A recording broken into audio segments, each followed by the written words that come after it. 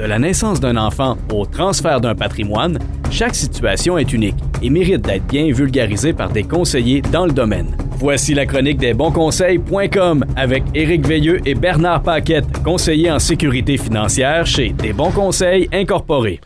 À chaque semaine, chaque lundi, pour bien commencer notre semaine, on parle toujours finance avec l'équipe des Bons Conseils.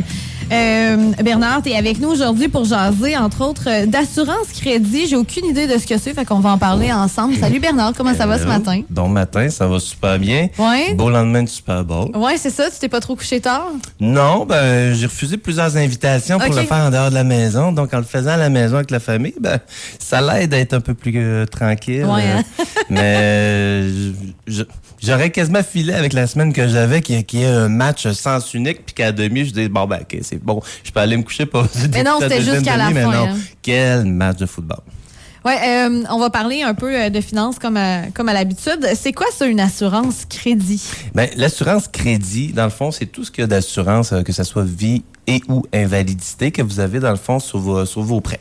D'accord? Fait qu'on parle, mettons, hypothèque le premier, puis sinon les voitures, les achats. Fait qu'à peu près tout ce qu'on achète, on peut l'assurer en vie et invalidité. Exemple qu'on n'est plus en mesure d'avoir un salaire, exemple, pour payer ça? C'est advenant une invalidité, dans le fond, tu te trouves à prendre une couverture. Si on parle d'une hypothèque, admettons que l'hypothèque Banque X te fait un prêt, si tu le prends à même l'institution financière, dans le fond, tu t'assures que si jamais tu décèdes, Banque X va clairer le prêt. Donc, tu n'auras plus ce prêt-là à payer. Et si jamais tu es invalide, avec les preuves d'invalidité, dans le fond, la Banque X va faire le paiement ou le demi-paiement, dans le fond, de ton hypothèque. Est-ce que c'est le genre d'assurance qu'il faut que tu combines avec ton assurance salaire ou ça remplace l'assurance salaire? Non. Tu remplaceras jamais une assurance salaire. L'assurance salaire, admettons, bien faite en place, va te donner aux alentours de 85 % de ton salaire net. Quand même, donc, dépendamment de ton roulement, ça se peut qu'à 85 % de ton salaire, que tu n'aies même pas besoin de couvrir tes dettes. D'accord? Mais c'est du cas à cas. Okay? Pour plusieurs, c'est ceux surtout présentement que le taux d'intérêt les préoccupe. C'est souvent des gens qui sont un peu plus serrés, que ça prend pas mal tout, ça prend le 100% de notre salaire pour que ça l'arrive. Fait qu'à ce moment-là, priorité l'assurance salaire, parce que t'as bien beau avoir des assurances crédit invalidité qui payent tes dettes, ça met pas de nourriture sur la table. Puis ça paye pas l'école, ça paye rien. Ça paye tes dettes, mais après ça, ton quotidien, tu le fais avec quoi? Tu le fais avec ton salaire. Oui, c'est ça. Donc, pour ceux qui ça prend chaque dollar investi, ça prend les deux. Mais normalement, si tu as 85 % de ton salaire, tu serais capable de continuer de payer tes dettes. On devrait. Ouais. Mais tu sais, des fois, le plan A est pas toujours respecté à la lettre, puis il arrive plusieurs choses dans la vie, fait que ça se peut que t'aimerais ça, avoir ton 4, 5, 6 mois d'avance dans un compte toujours disponible, puis pas y toucher, mais la vie est pas une ligne droite. Là. Non, Si c'était une ligne droite, on n'aurait pas de travail, nous autres. Mais tout le monde serait... ça accroche partout. Sauf que où que je veux attirer l'attention des gens, puis surtout, justement, vu que les gens sont peut-être un peu plus sensibles à l'intérêt qu'ils vont payer, sachez que si je prends mon institution, puis je vais commencer, mettons, pour les véhicules. La manière que ça fonctionne, la plupart des institutions qui vendent des assurances, c'est un montant X, d'accord, qui vont te mettre pour te couvrir en invalidité, assurance vie, invalidité. Il n'y a pas de test de santé, il n'y a pas de questionnaire à peu près médical, puis de questions sur ta santé quand tu fais l'adhésion au produit. Donc, est-ce que vous croyez, vite de même, qu'ils vont vous charger un bon prix? J'imagine que non. Ils vont changer le prix. Ils prennent un peu tout le monde. Mais les questions, est-ce que ça veut dire que c'est une adhésion sans question médicale? Bien sûr que non. Ils les posent quand, ils les posent après. Donc, il y a un risque que tu aies pris quelque chose, que tu aies payé pendant quelques années, quelques mois, puis au moment de la réclamation, qu'ils te le payent pas parce qu'il y a des conditions préexistantes. Tu avais déjà cette condition-là. On ne paye pas par rapport à ça. Mais surtout, au départ, ils te chargent un prix qui est plus élevé. Puis, tu sais, sincèrement, venez vous le faire compter, ceux qui n'ont, c'est question de timing. Là, présentement, c'est un bon moment. Les taux sont hauts. Fait que ils vous chargent plus cher, puis en plus, ils vous le financent. Donc, tu paies aussi un intérêt là-dessus. Donc, si tu vas chercher 1,5 fois la prime, 2 fois la prime, puis pour donner un exemple, sans nommer de nom, j'ai un client dans les dernières semaines qui est venu, puis vois-tu, une petite assurance pour son véhicule. Fait qu'admettons un montant d'autour de 40 000. Donc, c'est une dette. Fait qu'on s'entend que 40 000 décroît toujours. Donc, au départ, ils vont donner 40 000 la journée que tu la jettes, mais après 3 ans, c'est 24 000 qui remboursera en cas de décès. D'accord? Fait qu'admettons que la couverture coûtait aux alentours de 35 $ juste pour l'assurance vie.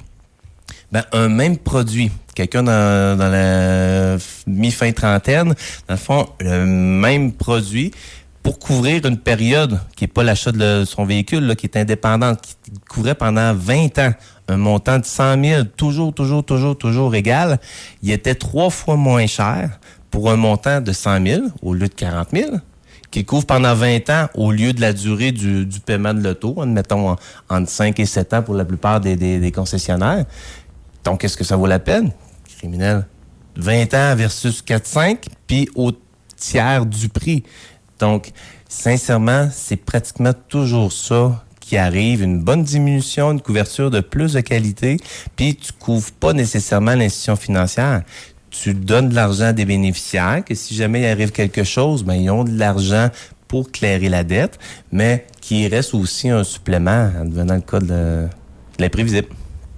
Est-ce que c'est, selon toi, absolument nécessaire d'avoir ça ou si on regarde nos finances, ça pourrait être juste un assurance salaire? Si on a présentement avec des institutions financières ou avec des concessionnaires, peu importe, on l'a sur des achats, c'est pas des assurances qui sont personnalisées, qui sont avec des institutions financières, avec des compagnies d'assurance. Ça vaut la peine de le calculer. Si vous en avez déjà une, annulez rien.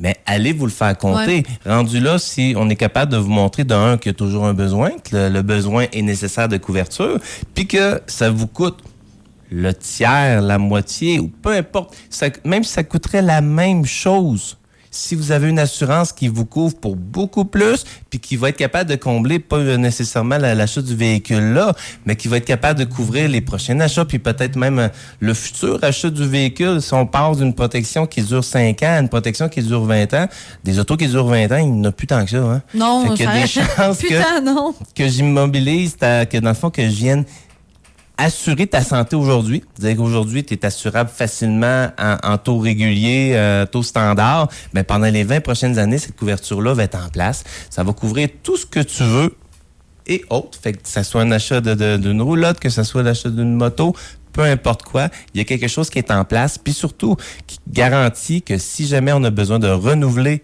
après, ben que je peux utiliser cette assurance-là pour la renouveler ou la transformer sans preuve d'assurabilité. C'est un domaine qui est quand même complexe. On parle de beaucoup d'affaires, là, mais ça, vois-tu, je trouve ça plus compliqué un peu. Mais si justement, comme moi, vous connaissez pas trop ça, ben c'est bien d'aller voir les bons conseils puis leur poser vos questions. Puis eux autres, ils vont vous diriger, ils vont faire tout le portrait financier. T'sais, on parle souvent d'investissement, mais il faut se protéger aussi son argent. Ben, il faut se protéger. L'assurance demeure une base dans tes plans financiers. Ouais. Parce que t'as bien beau avoir un super jeu de cartes, une super tour. Un bon coup de vent qui arrive. Là. Ben, exact. Ouais. L'invalidité, une maladie grave, un décès, peut tout faire changer qu'est-ce qui est en place. Fait que ça en prend une base. Puis la base est calculée. Il y a une manière de la calculer pour savoir si elle est bien faite. Puis est-ce que ça évolue, la vie? Ben oui, ça évolue. Il y a des trucs qui sont à réajuster. Le plan idéal fait en 2017, ça se peut qu'il y ait une couple d'affaires qui ne tiennent plus la route aujourd'hui. Oui, on dirait qu'on a eu le temps de vivre 3 vies depuis 2017. Oui, c'est bien vu. Oui, puis tu sais, les réalités, tu as toujours une question de timing aussi. Fait que ceux et celles comme c'est là qui essaient de sauver à tout prix des pourcentages d'intérêt, si vous n'en payez supplémentaire dû à vos assurances que vous avez sur vos prêts, venez donc vous le faire compter pour arrêter de financer des assurances qui vous coûtent trop cher à la base, puis qu'en plus, sont peut-être même pas nécessaires, adéquates pour vous. Juste avant qu'on te laisse partir, Bernard, en ce moment, j'imagine qu'on investit beaucoup dans les REER, les CELI, on regarde un peu qu'est-ce qui se passe à la fin de l'année. Oui, c'est ça. C'est le moment, on est en course folle, là. Petit clin d'œil, si justement les gens veulent avoir des conseils là-dessus, ben ils peuvent aller voir ton équipe. Exactement. Venez nous voir, dans le fond, allez consulter notre site web, desbonsconseils.com, puis tu sais, que tu crois au REER ou pas, sincèrement, une fois qu'on a les chiffres devant nous, c'est pas question d'y croire ou pas y croire, c'est de prendre la décision qui est le plus avantageuse pour nous. Ça, on a souvent parlé de toutes les stratégies financières qu'on peut avoir quand tu as une famille, quand tu es juste un couple, quand tu sais, il y a plein d'affaires qu'on peut faire. Exact. Qu'on sait même pas souvent des fois. Exact. Les avantages sociaux qu'on peut aller chercher de plus avec une prise de REER pour les petites familles est vraiment intéressante. Fait que faites-vous le compter. Rendu là, si vous refusez, au moins vous allez refuser en connaissance de cause. C'est ça. Exactement.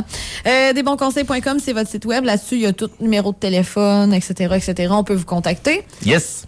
Merci Bernard. On se dit à dans 2 semaines. Bonne semaine. Salut. Bye-bye. Desbonsconseils.com vous a été présenté par Éric Veilleux et son équipe située au 135-25 boulevard Lacroix à Saint-Georges. De la naissance d'un enfant au transfert d'un patrimoine, différentes stratégies s'offrent à vous. Parce que chaque situation financière est unique. Vous devez vous assurer d'en tirer le maximum. Notre équipe d'expérience est là pour vous donner les bons conseils dont vous avez besoin. Communiquez avec nous au 228-72-24 ou desbonsconseils.com.